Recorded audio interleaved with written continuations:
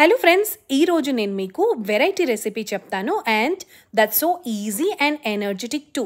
ఎప్పుడు చూసినా కూరలు పప్పులు వీటితో బోర్ అయిపోయిన మనకి ఒక variety idea to mix in rice.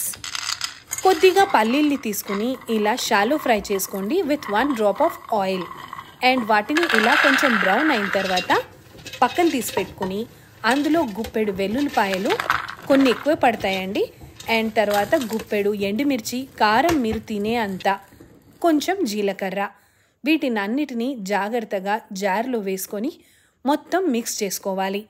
వీటిల్లో ఎంతో హెల్దీ అయిన పీనట్స్ అండ్ గార్లిక్ ఉంది.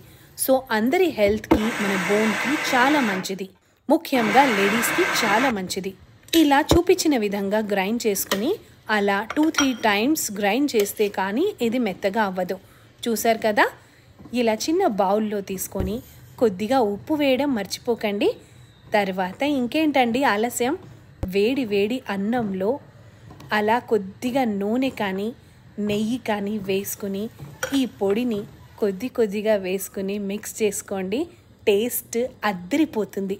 మీరే తెలుసుకుని కామెంట్ చేస్తారు.